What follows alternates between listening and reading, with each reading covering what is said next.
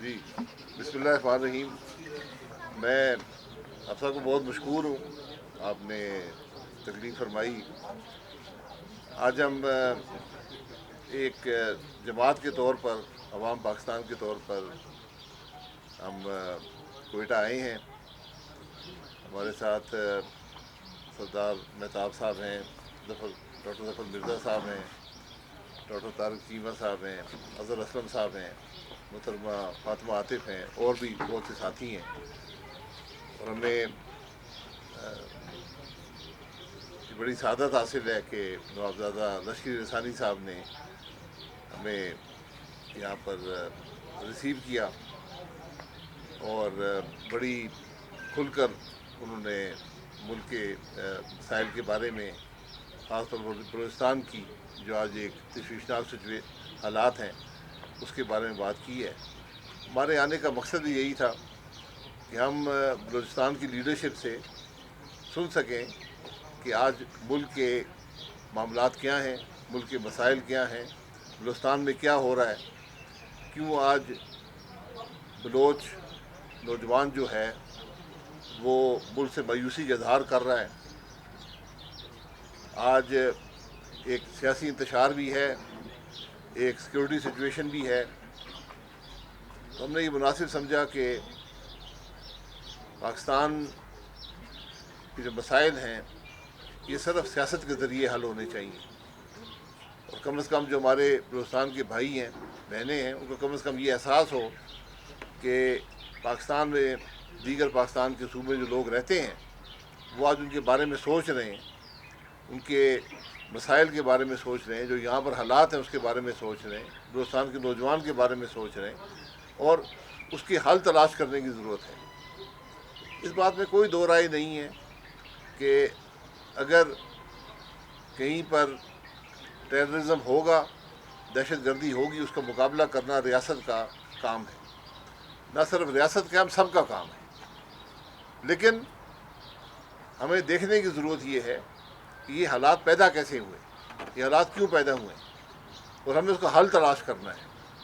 ہمیں آج جو بلوچستان کا نوجوان سوچ رہا ہے، جو یہاں پر حقیقی معنوں میں جو لیڈرشپ ہے بلوچستان کی، جو وہ سوچ رہی ہے، اس سے آگاہی بھی ضروری ہے، اور ان کی بات کو وزن دینے کی ضرورت ہے۔ ہم ہمیشہ ڈھونڈتے رہتے ہیں کہ کس نے کیا کیا۔ آپ کے سامنے ایک بہت بڑا واقعہ پیش آیا۔ بلوچستان تو پچھلے آپ 10-15 سال دیکھیں تو سانے پہ سانے ہیں، اتنے بڑے سانے ہیں کہ اس کا اندازہ بھی نہیں لگایا جا سکتا۔ ایک معاملہ آیا جو 21ویں صدی میں اگر کسی ملک میں ایک ٹرین اغوا ہو جائے، اس ملک کے بارے میں لوگ کیا سوچتے ہوں۔ یہ بڑی سنجیدہ بات ہے ہم سب کے لیے کہ ہم اس معاملے کی تہہ تک پہنچیں، اس کا حل تلاش کریں کہ یہ معاملات کیوں ہیں آج بلوچستان کے اندر، جہاں پر لوگ اپنے آپ کو محفوظ تصور نہیں کرتے۔ ابھی ہم شہر سے گزر کر آئے ہیں، ہر تھوڑے وقفے کے بعد چیک پوسٹ ہے، بہت سے ایسے علاقے ہیں جہاں سے عام آدمی گزر نہیں سکتا۔ آج بلوچستان کی جو شاہراہیں ہیں وہ محفوظ نہیں ہیں، اس پر سفر کرنا مشکل ہو گیا ہے۔ بلوچستان کی معیشت متاثر ہو رہی ہے، بلوچستان کے لوگ متاثر ہو رہے ہیں، نوجوان مایوسی کا اظہار کر رہے ہیں۔ اس کی کیا وجوہات ہیں؟ یہ ہم نے لشکری صاحب سے بھی بات کی، دیگر لوگوں سے بھی آج بات کریں گے، لیکن ایک بڑی واضح حقیقت ہے آج ملک کی کہ جب تک آپ اس ملک میں سیاسی انتشار کو ختم نہیں کریں گے، ملک کے معاملات آگے نہیں بڑھیں گے۔ جب تک ملک میں آئین کی بالادستی نہیں ہوگی، ملک کے معاملات آگے نہیں بڑھیں گے۔ جب تک قانون کی حکمرانی، جسے ہم رول آف لاء کہتے ہیں، نہیں ہوگا، ملک کے معاملات آگے نہیں بڑھیں گے۔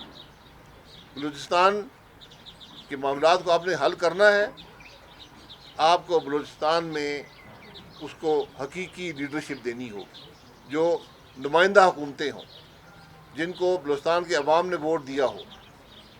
یہ لسٹوں والی حکومتیں نہ بلوچستان کو کچھ دے سکی ہیں، نہ پاکستان کو کچھ دے سکی ہیں۔ اور ہم اکثر بات کرتے ہیں یہ ممکن نہیں ہے کہ پاکستان امیر ہو اور بلوچستان غریب رہ جائے. یہ ایک حقیقت ہے. آپ کسی معیشت کے ایکسپرٹ سے پوچھ لیں کہ بلوچستان کو پاکستان کا امیر ترین صوبہ ہونا چاہیے. آپ کسی پیمانے پر اس کو دیکھ لیں. جو بلوچستان کے وسائل ہیں، جو بلوچستان کے حالات ہیں، جو اس کی ریسورسز ہیں، یہ بلوچستان کے عوام کے لیے، اس کے نوجوان کے لیے جب تک اس کو حصہ نہیں ملے گا، اس صوبے کے اندر امن و امان نہیں آئے گا. قانون آئین بڑا واضح ہے. 18ویں ترمیم کے بعد بڑا واضح ہے صوبوں کی کیا اختیارات ہیں اور کیا ذمہ داریاں ہیں. وفاق کی کیا اختیارات ہیں، کیا ذمہ داریاں ہیں. ہم نے اس آئین کے اندر رہ کر ملک کے معاملات کو چلانا ہے. اس کے اندر رہ کر ہم نے وسائل کی تقسیم کرنی ہے. اس سے ہم باہر جائیں گے تو انتشار پیدا ہوگا. پھر بلوچستان کا نوجوان مایوسی کی بات کرے گا، اپنے حق کی بات کرے گا، اپنے وسائل کی بات کرے گا. ہمیں آج اس کی آواز سننی پڑے گی. دہشت گردی کا مقابلہ ہم پہ لازم ہے، لیکن یہ معاملات کیوں پیدا ہو رہے ہیں، اس کی جڑ تک پہنچنا آج ہم سب پہ ضروری ہے. یہی سوچ لے کر ہم آج کوئٹہ آئے ہیں. ہم لشکری رسانی صاحب کے بہت مشکور ہیں. انہوں نے بڑی عزت کے ساتھ جو روایتی بلوچستان کی ایک طریقہ ہے اس کے ساتھ ہمیں ریسیو بھی کیا، اپنی بات بھی کی، اور ہمارے اوپر یہ لازم ہے کہ جو بات انہوں نے کی ہے پاکستان کے عوام تک پہنچائیں. ہمارا صرف یہ مقصد یہ ہے کہ رسمی یہ دورہ نہیں ہے کہ ہم یہاں پر پریس کانفرنس کر کے فوٹو کھنچوا کر چلے جائیں گے. آج پاکستان کی ضرورت ہے کہ اس ملک کے جانیں کہ بلوچستان کے لوگ کیا سوچ رہے ہیں، وہ کیوں اس مشکل میں ہیں، کیسے ہم اس مسئلے کو حل کریں گے. یہ آج ہم سب کی ذمہ داری ہے، کوئی اس سے مستثنیٰ نہیں ہے. اگر بلوچستان میں امن و امان ٹھیک نہیں ہوگا، انتشار ہوگا، پورے پاکستان میں انتشار ہوگا. یہ بات ہمیں ذہن نشین کر لینی چاہیے.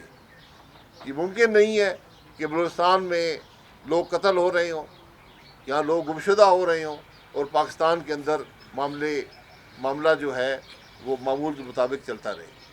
یہ ہم سب، یہ ایک ملک ہے. بلوچستان ایک آئینی اکائی ہے اس ملک کی. رقبے کا 60% سے زیادہ ہے. آبادی بے شک کم ہو، لیکن آئین جو وسائل، جو حقوق بلوچستان کو دیتا ہے، جو نمائندگی کا حق اس کو دیتا ہے، وہ ہمیں اس کو دینا پڑے گا. پھر جا کر بلوچستان کے مسائل حل ہوں گے. اس پر میری اپنے تمام پاکستان کے دیگر علاقوں کے، پاکستان کی جو پولیٹیکل لیڈرشپ ہے، ان سے گزارش ہے کہ اس بات کو سمجھیں. ہم نے تاریخ میں یہ معاملات پہلے بھی دیکھیں اور اس کا اثر پاکستان پر بہت برا پڑا ہے. ہم نے آدھا ملک کھویا ہے. ہمیں ان معاملات کو طے کرنا ہے، اور وہ طے صرف عوام کو حقیقی نمائندگی دینے سے ہوگا، آئینی حقوق دینے سے ہوگا، اور قانون کی حکمرانی سے ہوگا. یہ بات ہم لے کر آج یہاں پر آئے ہیں. بہت شکریہ. شاہد صاحب یہ بتائیں کہ بلوچستان